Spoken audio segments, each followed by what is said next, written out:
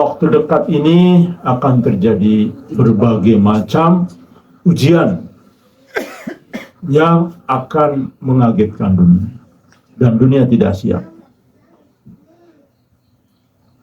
Allah biasa menggunakan bukan orang beriman yang akan digunakan untuk awal sebagai satu ujian. Biasanya bisa jadi tentara Allah, biasa saja jadi orang kafir perang dengan orang yang mengaku Islam tapi belum tentu di mata Allah Islam, perang-perang dan sebagainya.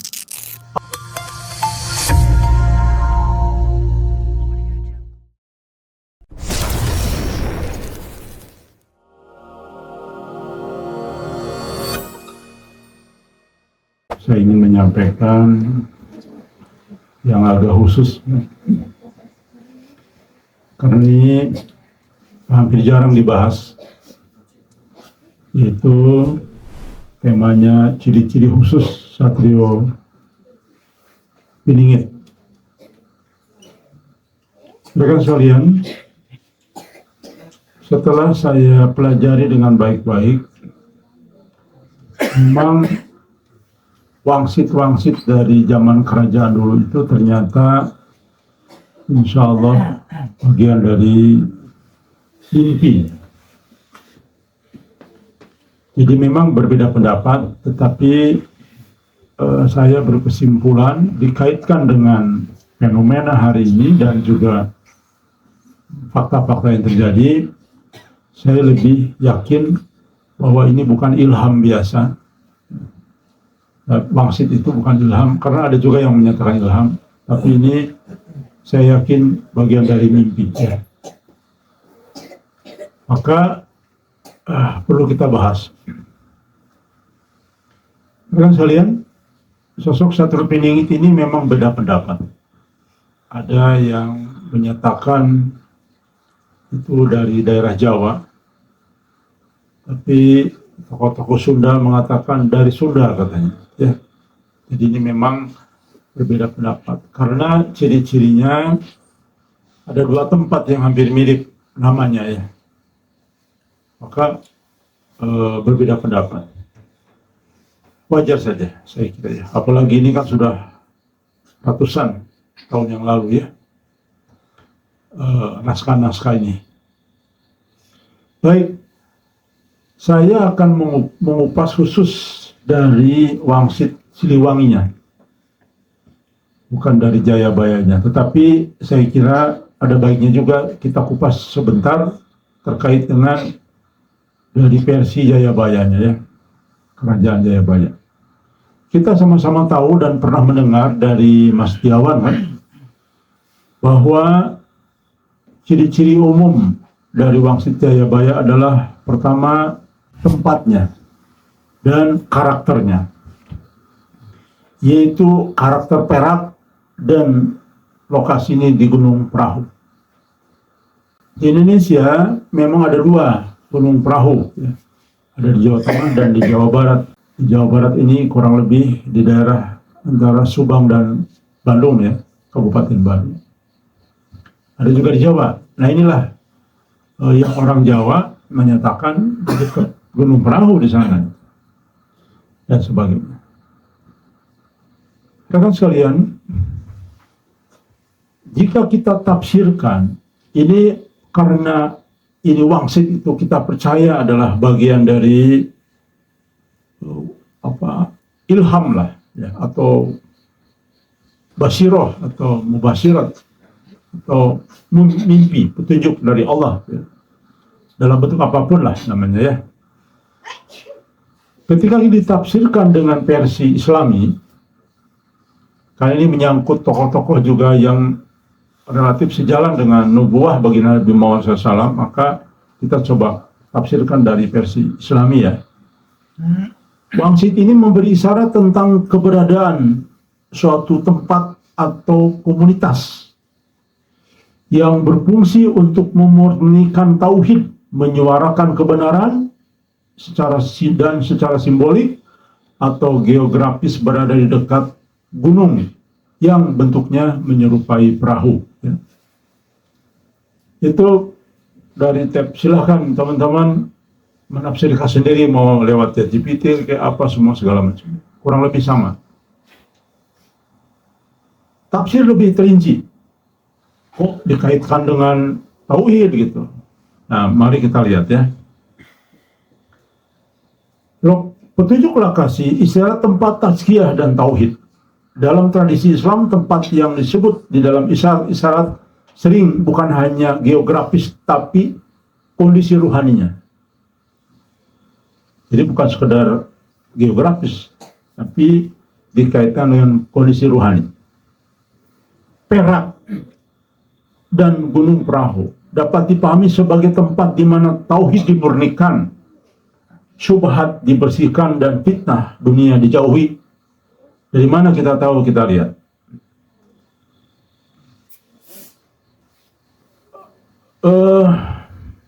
Perak ini simbol murni dan penyembuhan jiwa. Saya mencoba ingin tahu tafsir dari sisi orang-orang Jawa ya. Dulu kan ada tafsir Ulu Kuno. Ternyata hampir mirip. Jadi perak itu simbol kemurnian dan penyembuhan jiwa. Perak atau silver dalam tradisi Islam dihubungkan dengan kemurnian, kejujuran hati, dan kejernihan. Artinya tempat ini adalah tempat pensucian iman dan moral, bukan sekedar lokasi fisik. Gunung Perahu, tempat tinggal yang menyelamatkan. Itu artinya gunung, tempat tinggi, baik dari sisi maknawi maupun rohani. Kita tahu begini, Nabi Muhammad SAW selalu menyatakan ketika fitnah sudah melanda, maka larilah ke gunung, ke bukit dan sebagainya. Ditambah dengan perahu, gunung perahu ya, nggak usah pakai tangkuban lah, disamakan ya, perahu. Itu alat penyelamat ketika datang fitnah, seperti kisah Nuh alaihissalam ya. Tafsirnya, ada sekelompok kecil yang diangkat ke tempat yang aman dari fitnah besar dunia. Itu artinya, kelompok kecil. Di dalam Al-Quran jelas juga ada disebutkan, larilah kalian kepada Allah. Jadi sedang menuju kepada Allah kelompok itu ya. Makna kombinasi tempat iman, tempat aman iman menjelang fitnah besar.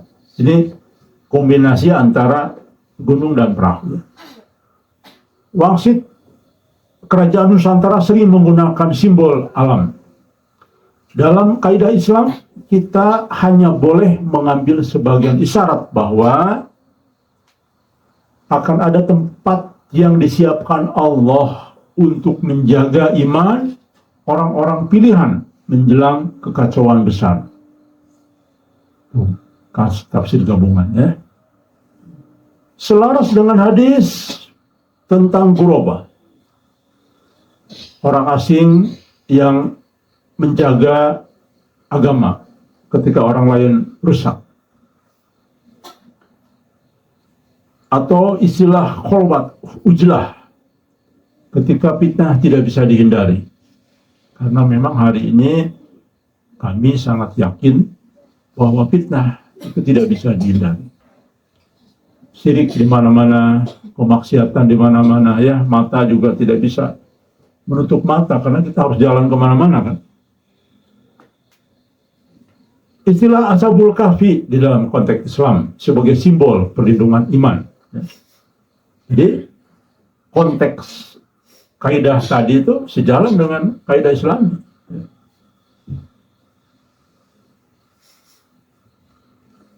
Ini memang tidak menentukan individu atau klaim gaib. Kaidah akidah tidak memastikan bahwa wangsit menunjukkan seseorang tertentu. Nama tidak ada, cuma cirinya. Tapi boleh memaknai secara hikmah bahwa ada tempat komunitas yang kelak memurnikan iman. Itu batasan dalam tafsir Islami harus begitu. Jadi maksimal bahwa akan ada tempat, bahkan akan ada kumpulan orang, walaupun jumlahnya sedikit, yang memurnikan iman. Kesimpulan ringkas nih, ringkasnya ya, dari semua. Perak dan Gunung Perahu itu artinya apa? Tempat, baik fisik atau komunitas, yang memurnikan tauhid, mengangkat iman, dan melindungi dari fitnah besar, sebagaimana peran Ashabul Kahfi di masa mereka. Dengan ciri nama dan fisik gunung mirip perahu. Itu yang sudah dibahas oleh Mas Setia dulu, ya saya ulang saja. Ciri kedua, Satur Pingit itu terah gen Raja Mataram. Ini sudah diketahui umum di publik ya. Jadi kaitan dua hal itu, yang kedua ini pun juga sudah umum diketahui publik. Yang akan kita dalami nanti hal-hal khusus ya. Beberapa versi Jangka Jayabaya Musarab atau Sabdo Falon menegaskan bahwa pemimpin muncul di akhir Goro-Goro itu berasal dari terah Raja Mataram, bukan orang asing atau orang luar dari Republik Indonesia ini. Itu maksudnya ya. Contohnya maksud Jayabaya ya. Ya sibis tulu Goro-Goro bakal ana wong tuwo saka kulon, putrane Ratu Mataram kang pungkas bakal ngorekna bumi Nusantara. Artinya setelah berakhir Goro-Goro akan tampil seorang tua. Wah, tua lagi. Dia 15 tahun ini berarti ya. Dari barat nih. Putra Raja Mataram terakhir yang akan menjaga bumi Nusantara. Masya Allah ya. Berarti bukan anak muda nih ya, orang tua. Berarti sudah berhuis. Huisnya beruban berarti. Ah itu tuh beruban tuh. Jangan-jangan. Dari Kulon sama beruban. Dalam versi lain nih, versi lainnya kan Jayabaya ada beberapa versi salinannya. Sang ratu bakal tedak saking darah Prabu, nanging ora katara ratu. Duweke urip koyo wong cilik, nanging sajatine turunan Mataram. Sang ratu akan lahir dari Raja Jawa, darah Jawa, Raja. Sang ratu akan lahir dari darah raja, namun tidak nampak sebagai raja. Dia hidup seperti rakyat biasa, padahal sejatinya keturunan Mataram. Itu versi yang lain. Kesimpulan singkat, ada naskah-naskah Bangsa Jayabaya yang menyebut bahwa setelah masa Goro-Goro akan muncul seorang keturunan Mataram, baik secara darah maupun ruh perjuangan, yang memulihkan tatanan dunia dan menegakkan keadilan sejati. Ya. Itu artinya secara umum. Nah baik, saya kira itu pernah dibahas oleh Mas Setiawan dulu, dan kita akan lebih banyak memperdalam ciri khusus Wangsit Siliwangi ini. Baik, tadi lebih kepada Jayabaya. Ini kita akan fokus ke Wangsit Siliwangi. Saya baca pun demikian ternyata. Bahkan saya pernah jalan-jalan tuh ke sama Mas Dedi ya, ke apa namanya? Ke museum. Saya baru pertama kali bahkan itu. Berapa bulan lalu? 6 bulan lalu ya kalimatnya. Bahasa Sunda, tapi langsung saya terjemahkan dalam bahasa Indonesia ya. Orang-orang bertikai, akhirnya berhenti. Baru kemudian mereka sadar, ternyata tak seorang pun mendapat bagian apa-apa. Sebab seluruh warisan telah habis oleh mereka yang memegang gadai.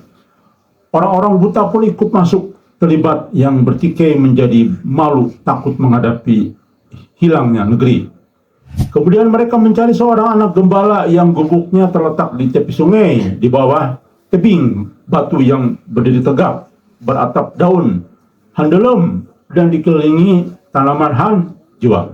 Mereka mencari untuk dijadikan tumbal korban penebus, namun anak gembala ini sudah tidak ada. Ia telah pergi bersama seorang anak yang berjanggut. Mereka telah berpindah membuka lahan baru di tempat bernama Lebak Cawene. Mari kita lihat dari sisi tafsirnya ya. Dari tafsir maknawi, dari makna lahir maupun simbolik, ini adalah, tadi ada kalimat, orang-orang yang sebelumnya saling bertikai, garut kalau bahasa Sunda ya, berantem, akhirnya berhenti, lalu sadar bahwa tak satu pun dari mereka mendapat keuntungan. Ini artinya apa? makna simboliknya adalah pertikaian ini menggambarkan konflik antar saudara sebangsa dan sesama umat Islam yang akhirnya sama-sama rugi, tidak ada kemenangan sejati karena harta dan kehormatan bangsa telah habis direbut pihak luar. Betul. Kita ini kan sebetulnya dijajah tidak langsung ya. Semua dikendalikan dari luar. Nah, ada kalimat tadi, ya, kalimat wangsit ya. Seluruh warisan telah habis oleh mereka yang memegang gade. Artinya apa? Makna simbolik adalah warisan, kedaulatan, iman, dan nilai leluhur bangsa. Betul ya, Indonesia sudah lama tergade. Ada orang Indonesia memang, warganya Indonesia, KTP-nya Indonesia. Tapi bagian dari orang-orang keturunan asing sesungguhnya. Ya. Memegang gade, kekuatan penjajah kapitalisme global, sistem dajjal yang menjerat umat dalam hutang, ketergantungan, dan perbudakan sistemik. Dan ini sudah disuarakan lama sebetulnya oleh banyak tokoh. Jadi sejalan kan makna simboliknya ini. Artinya umat kehilangan warisan spiritual dan tanah karena dijadikan gade dalam sistem dunia modern. Artinya apa coba? Gade ada hubungan dengan hutang. Ya kita hutangnya menggunung kan? Begitu. Beda dengan Brunei nggak pernah berhutang gitu ya. Itu beberapa negara lain lah. Tapi memang mayoritas berhutang negara. Tapi ini kita lagi bicara tentang Indonesia ya. Jadi sudah digadai memang kita ini. Berikutnya, kalimat berikutnya, orang-orang buta hati dan pikirannya ya. Maksudnya orang buta, baik hati mau pikirannya, ikut masuk ke dalam pertikaian itu. Yang bertikai menjadi malu dan takut melihat negeri mereka hancur. Artinya apa? Makna simboliknya. Buta. Umat tanpa petunjuk, tanpa ruh ilahi mengikuti arus dunia. Persis kan? Ya. Jadi kalau tafsirnya benar ya benar persis sesuai fakta yang ada sekarang. Tapi ini begini, banyak sekali orang menafsirkan di sosial media itu tidak Islami. Ya, hanya mereka-reka dia saja. Lengitnya negara, hilang negara ya. Hilangnya ruh kebangsaan dan ruh iman dalam tatanan umat Islam. Zaman dulu kerajaan Islam di Nusantara itu menjelajah hampir seluruh Asia Tenggara itu. Ya kan? Jadi ruh dulu kerajaan Islam itu dasar, terkenal ya. Makanya disebut kerajaan Nusantara. Berikutnya, kalimat berikutnya, kemudian mereka mencari anak gembala. Apa artinya? Makna simboliknya dari sisi Islami. Ini anak gembala itu ya sebut juga bocah angon, pemimpin suci yang hidup sederhana, menjaga umat kecil, tuh lihat. Jauh dari istana dan pusat kekuasaan. Ada yang menyebutkan di sini itu namanya Republik Mimpi katanya. Di dalam konteks nubuwah Sunda dan Islam akhir zaman, budak angon sering ditakwilkan sebagai sosok pemimpin ruhani yang menjaga domba. Yakni orang yang dibimbing langsung oleh Allah, mirip dengan konsep Imam Mahdi atau Guroba akhir zaman atau kelompok Guroba akhir zaman. Atau ya, bukan langsung Imam Mahdi tapi bisa jadi, kan ini kan ciri-ciri ya. Jelas. Kalimat berikutnya, gubuk di tepi sungai di bawah batu tegak beratap dedaunan, handelem dan hanjuang. Di sini ada pohon handelem hanjuang nggak?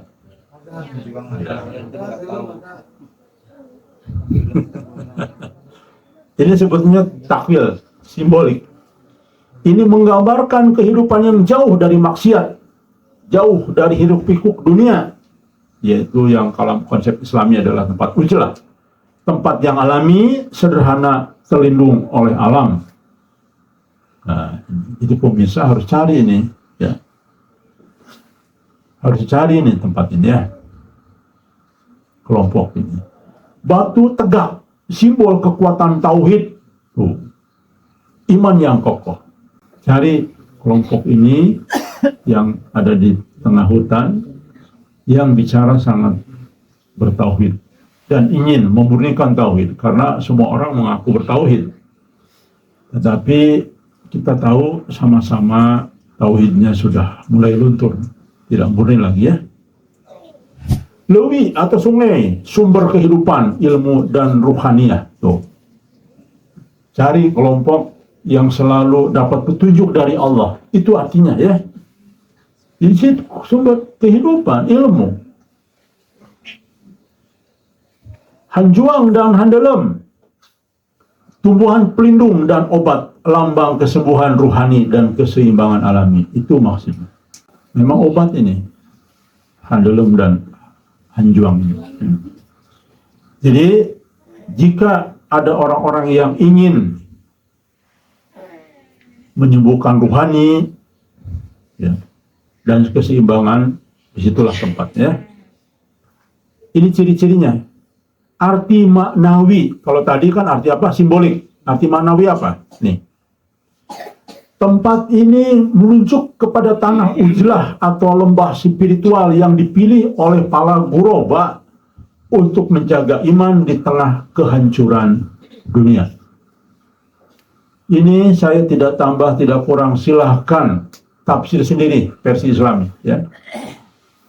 Bukan karena kita sudah Ujlah, tetapi memang begitu. Silahkan. Nah, ya.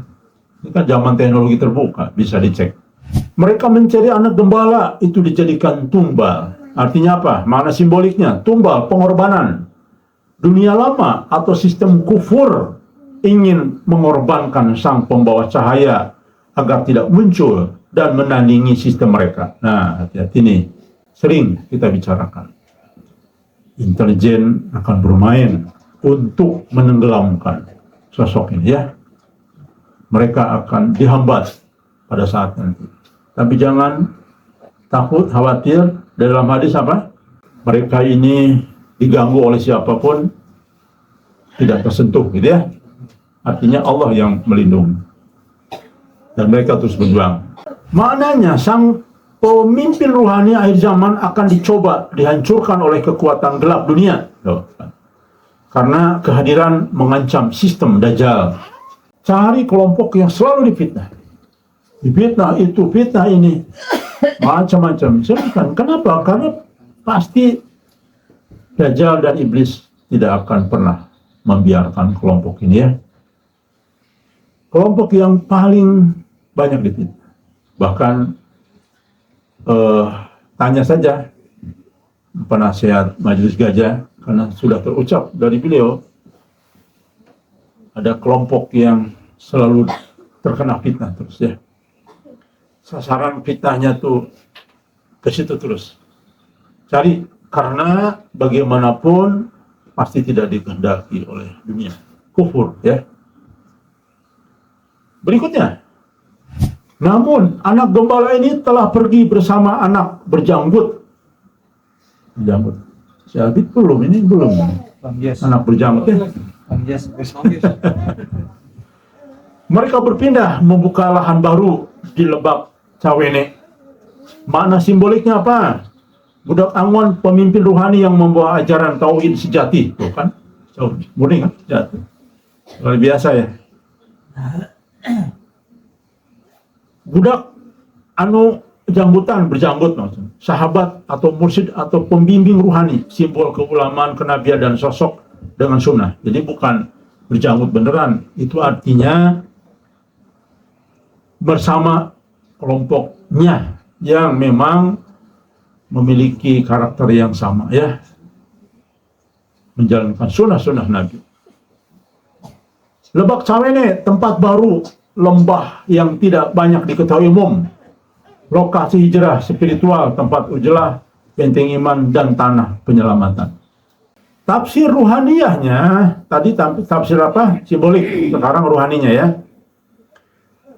Makna ruhani dari teks ini menggambarkan peralihan zaman kegelapan menuju zaman kebangkitan dari timur.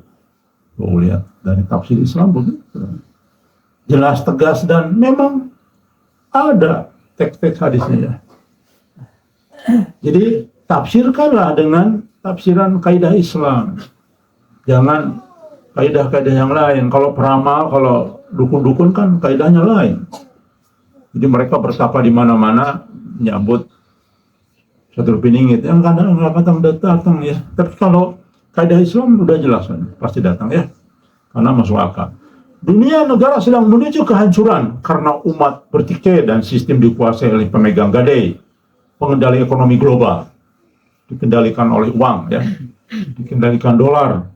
Siapa yang melawan dihabisi dan sebagainya. Gitu kira-kira. Siapa yang akan mau menggantikan uang kertas itu pasti dihabisi. Ya contoh dulu Libya, Muammar Gaddafi itu kan saya ingat ya karena masih kuliah gitu. Dia ngomong harus diganti sistem keuangan kertas dengan uang, begitu dihabisi kan. Allah akan bangkitkan budak Angon, sosok bersih, sederhana, hidup di lembah, artinya di tempat uzlah, dan menjaga ruh umat. Ia tidak akan mudah ditemukan karena sudah pindah ke Lebak Cawene, simbol tempat rahasia perlindungan iman, daurat uzlah di mana generasi Goroba disiapkan. Masya Allah, ya luar biasa. Kalau orang memahami kelompok yang sekarang sudah uzlah ini, bahasanya mirip dengan apa yang ditakwilkan saat ini. Bagi orang lain tidak paham karena tidak pernah terlibatnya. Budak anu jenggotan menandakan pendamping ruhani yang lebih tua atau mursyid, mengindikasikan pembimbing ruhani dari jalur kenabian. Apa artinya coba? Dahsyat kan takwilnya? Ini saya jiplak loh, copy paste tafsir. Jalur kenabian apa? Mubasir. Cari itu kelompok orang-orang yang dapat petunjuk dari mulai mubasir. Itu artinya. Dahsyat. Alhamdulillah. Luar biasa ya. Saya kadang-kadang menakwilkan itu, membuka misteri itu suka bergetar. Masya Allah, luar biasa ya. Bersyukur. Kesimpulan ruhaniyahnya. Pesan utamanya adalah ketika dunia kehilangan arah, manusia berebut warisan yang telah digadaikan kepada sistem kufur, maka Allah akan menyingkirkan hamba-hambanya yang terpilih, ke lembah tempat sunyi untuk menumbuhkan kembali iman tauhid murni. Allahu Akbar. Ya, saya dari sanalah kebangkitan sejati akan dimulai. Kenapa? Kemarin sudah saya jawab. Kenapa coba kira-kira? Karena doanya insya Allah terkabul. Kenapa terkabul? Karena insya Allah kelompok ini sudah berusaha untuk membebaskan diri dari belenggu syirik. Itu sederhana. Sekarang ini zaman pertolongan Allah. Ingat itu, zaman pertolongan Allah. Maka sebelum pertolongan, dua hal harus dilakukan. Berusaha dan berdoa. Ya, sederhana kok. Nggak rumit-rumit. Nah, rekan sekalian, mari kita bahas ya. Kurang lebih demikian dari manuskrip Siliwangi ini. Ada hal yang cukup juga lebih mengejutkan lagi.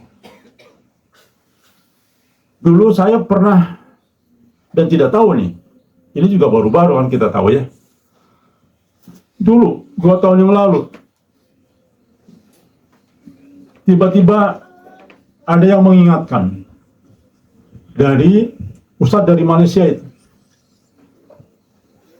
tentang sudut terakhir Ka'bah, yaitu apa? Hajar Aswad.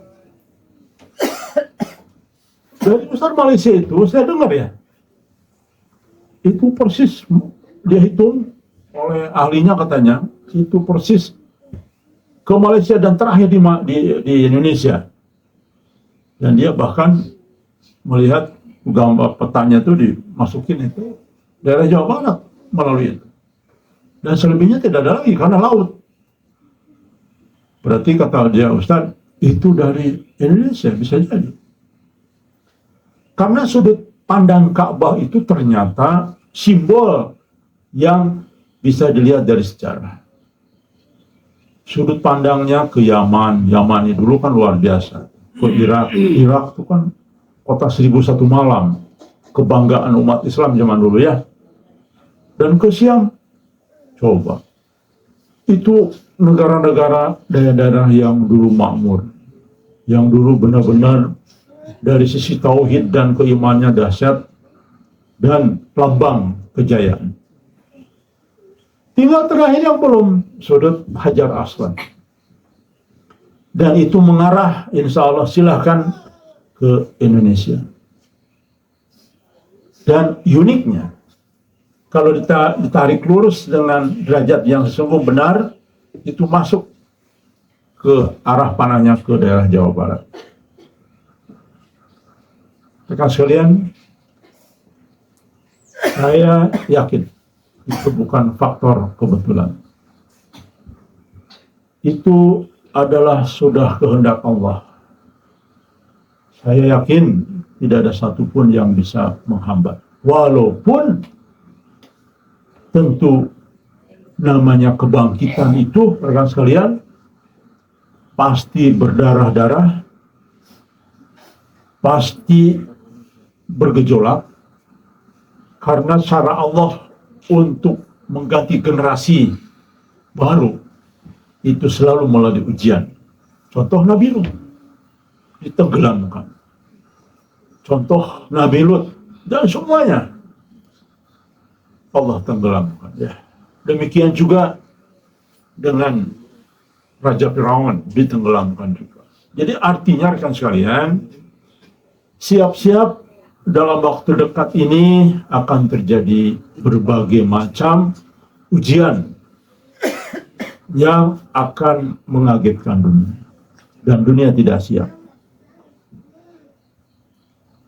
Allah biasa menggunakan bukan orang beriman yang akan digunakan untuk awal sebagai satu ujian.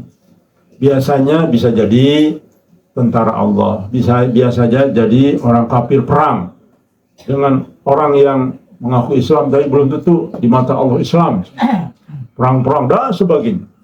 Atau Allah membuat perang di Timur Tengah yang kita sudah sama-sama tahu, ya.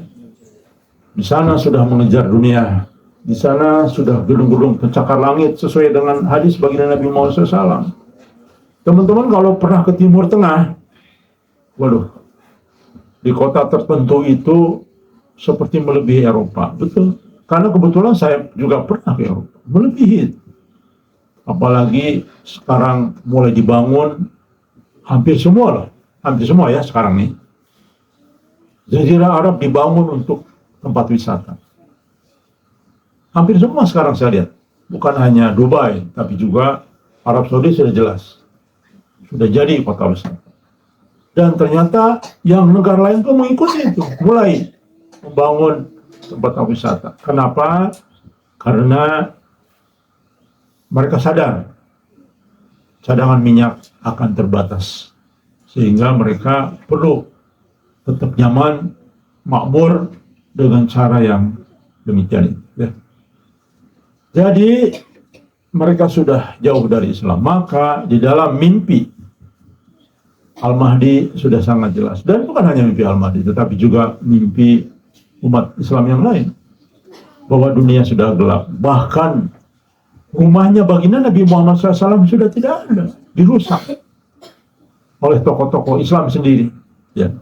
Itu yang ada dalam mimpinya umat Islam di berbagai belahan dunia. Jadi jelas dari sini kita bisa simpulkan bahwa pada saatnya dan tidak lama lagi Allah akan membuatkan manusia ini bergejolak dan hancur dengan kematian yang begitu besar. Lalu kemudian terjadi goro-goro, dampaknya dan akan dimunculkan sosok yang sudah dinubuahkan oleh baginda Nabi Muhammad SAW dengan berbagai bahasa yang berbeda, yang sesungguhnya sama. Karena kalau kita lihat fungsi, arti, dan sebagainya itu sama dengan apa yang Nabi sampaikan ya. Bahasa Nabi adalah misalkan putra Bani Tamim, ya. Kemudian kelompoknya Bani Tamim, lalu bahasa Eko-Indonesiaan wangsitnya adalah Satru Peningit. Sama intinya. Kalau kita lihat hasil takwilnya sama, artinya sama. Tanpa kita harus mengklaim, tanpa kita harus menyebut nama kelompok dan sebagainya, kita hanya menyampaikan saja apa adanya sesuai dengan tafsir yang juga tidak bisa dikendalikan. Artinya tafsir itu sesuai dengan kaidah Islam. Silahkan semua punya peluang boleh membuktikan apa arti tafsiran dari Wangsit Jayabaya dan Siliwangi ini. Kemudian silahkan renungkan dan itulah hasilnya. Demikian, semoga kita dijaga terus dari sifat sombong, takabur, ya, dan sebagainya. Walaupun kita sudah tahu kebenaran, tapi kita tetap harus tawadu, kita tetap harus rendah diri, namun tegas dalam penyampaian apa adanya. Jujur, tidak perlu harus basa-basi hak-hak yang batil dan batil.